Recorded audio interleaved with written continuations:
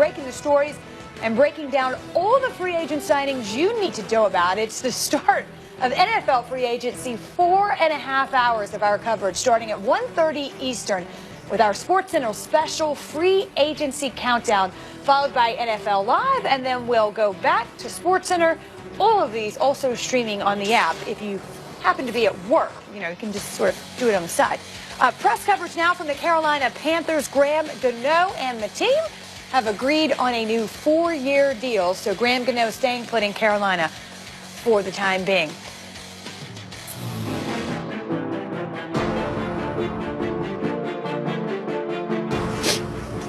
It's my quarterback.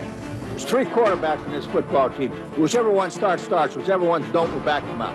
I want winners. That's your quarterback! You think your team has found a quarterback? This is a quarterback league. It's that simple. And they've never gone about the business of finding a young quarterback. There's nothing in that business without a lead quarterback. Do whatever it takes to get that guy. That's where we are with quarterbacks these days. You're taking a flyer on potential. There are 2 kinds of teams in this league. The teams that have the quarterbacks and the teams that are still chasing ghosts. Well, there is no question about that. I don't think anyone's going to argue it's a quarterback-driven league. D'Angelo Hall here with us today. And, none more talked about right now than your former quarterback, which I'm still getting used to saying, Kirk Cousins. It's the first domino that we expect to fall, and he'll sort of spark that quarterback carousel. But since you've sort of lived this, let's start with this.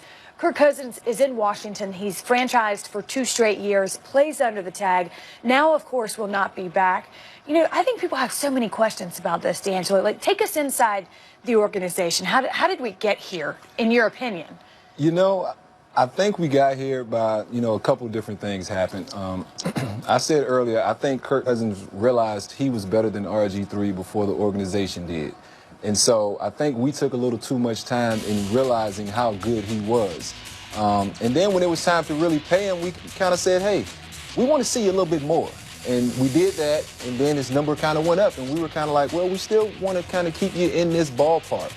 And he wanted a little more, so we said, all right, well, we'll franchise you again. And then finally, we just started getting a feeling as though, well, maybe he really doesn't want to be here. And so he wanted to kind of pick his own destination, I felt like. And, that's kind of why we're where we are right now. Okay, so it's interesting you say that. And by you, we mean the Washington Redskins sort of get the sense that perhaps Kirk Cousins doesn't want to be there, because from this perspective, we're saying it doesn't seem like they necessarily want to fully commit either. So what gave you the sense that Kirk Cousins might want to play elsewhere? I felt like some of the offers that at least we heard about, just being players in the locker room, you kind of hear whispers. Sure. And so some of the offers we felt like we heard, we were like, man, that's a good deal. Why wouldn't Kirk take it? And da-da-da-da. And so we kind of did a lot of talking amongst ourselves. And so it was just a feel, He never said anything. Understood. He never walked around like, man, why am I here? It was never anything like that. Kirk, from the moment he got in that locker room, he was nothing but a pro, nothing but a professional. He went about his business. But it was just something about the way negotiations were taking place. I've been in this league 14 years. And I still, to this day, have never quite figured out, like you said, exactly what went wrong. No one really has all the information except for, those parties involved. And so we all on the outside try to figure out, like, how did we not get this young kid locked up? And so, from the outside, though, or even being inside, we never really quite got all the information to even make a fair assessment. Sure, and I ask this not because in any way to suggest that Kirk Cousins is not the consummate professional, because I think everybody would agree that he is, but we're also all human, and things affect us. Do you think the ambiguity, if you will, of the situation affected his play at all? I don't think it did. Kurt's never been a guy who took a lot of risks. He's always been that safe, conservative type of quarterback. Not saying that's good or bad, but the reason I wanted to see Kirk Cousins get a long-term deal is because I wanted him to really play with no abandon. Yes, loose. Yes, just loose. Turn it loose. Not really feeling like, man, if I throw a couple picks, am I still going to get the free agent, the money I won, or are they going to sign me? They want me to prove it, and this isn't proving it. And so it always kind of felt like he had a little bit of responsibility to be perfect, and that, I think, can be limiting. And, you know, yes, it's interesting yes. because some players thrive under that. Yeah, Some players some do. sort of just, and then others, But I the can quarterback understand position that. is a tough position. Without- you know what I without mean? a Like, doubt. being a corner is a little different. Obviously, there's a lot of stress on you, but it's not being a quarterback. That's a very unique position So to play. Teddy referenced this earlier, that with each signing, especially with the quarterbacks, one resets the market, Mm-hmm. and we go on. So you have to believe that Kirk Cousins will reset the quarterback market. Is he worth the money he's about to get paid? If I'm running a team, it just depends what kind of team I'm running and where do I need help at. You know, if I already have a team in place, offensive weapons that can help him win football games, absolutely. Somebody asked me the question, would you take Kirk Cousins over all these guys? I'm like, if money's not an issue, absolutely. Right, I will but we know it absolutely is. take It's Kirk a Cousins. salary cap But league. because money is an issue, then you have to kind of figure out how your roster is constructed. Do I need to get better at offensive line? Do I need to get more weapons? Is my defense good enough to help us win? Am I just a quarterback away? If you're just a quarterback away, you pay Kirk Cousins whatever he wants to get him, because he will win for you.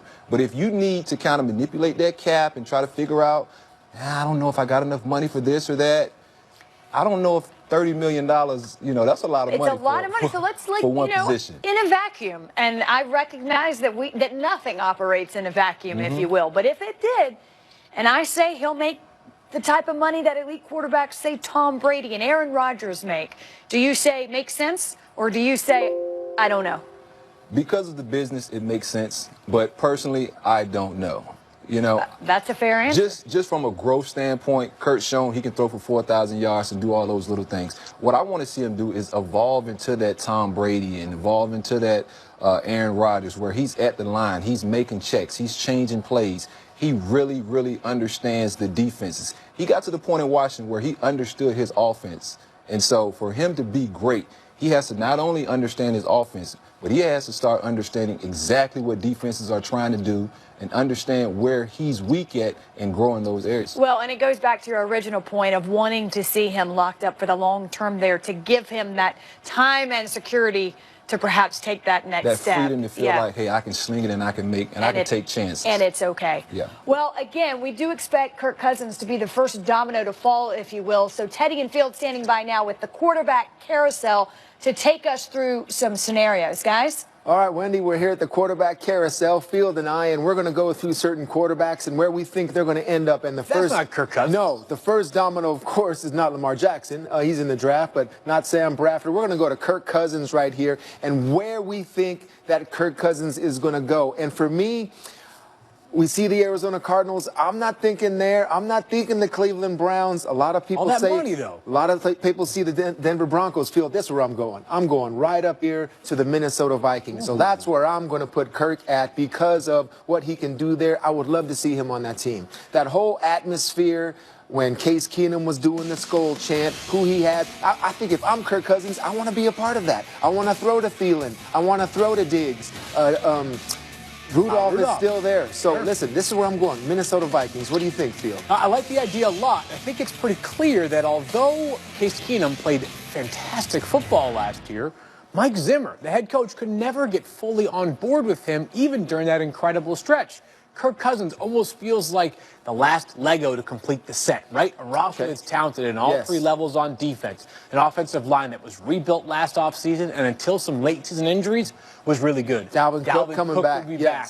Talented wide receivers. Kirk Cousins, it all seems to fit. Okay, so if we got Kirk Cousins going to Minnesota, we got a little domino effect going here on the carousel. So we'll go to Case Keenum. Where do you put Case Keenum? All right, so Case Keenum, tremendous year last year, as we said. The reservations are that perhaps it's a small sample size, just 1 year, versus a lot of other years where he wasn't as good. All right, so we move him on from the Vikings. The No Bills? Actually No Bills? list. No, the Bills, I think about that, but maybe Tyrod Taylor sticks, plus a drafted quarterback. Here's the team right here. If I can scroll it up, the Arizona Cardinals. Nice jersey. And here's why. Nice looking jersey. Here's the reason why. The team has no quarterbacks under contract as of right now for 2018. They're picking 15th in the draft, which is sort of purgatory for draft in terms of where you can find a quarterback. Right in the middle of the round. Quarterbacks would get pushed right up to the top of the round. And if there are other fringe guys, they might go from the second round to the back end of the first round. So they may not have an obvious first-round target. They do have some money to spend, and as we know, they've got question marks beyond Larry Fitzgerald at wide receiver. The offensive line needs to be repaired, but it all starts with acquiring a quarterback. Case Keenum in Arizona makes sense. So Keenum to Fitzgerald, you like that combo? I wouldn't hate it at all. Any quarterback. I could go to Larry Fitzgerald, and I'd be okay with it. So here's the next domino. So Keenum in there. How about Teddy Bridgewater? Ooh. A little comeback story here. Where you putting TB here? All right, so we've got Arizona accounted for. We've got Minnesota accounted for. Chargers, no, we don't need that. Colts, Dolphins, no. Let's go back up this way. Go back up to these teams that are particularly quarterback needy. And how about the New York Jets? Hear me out here. I understand that they could well pick a quarterback with the 6th overall pick in the NFL draft.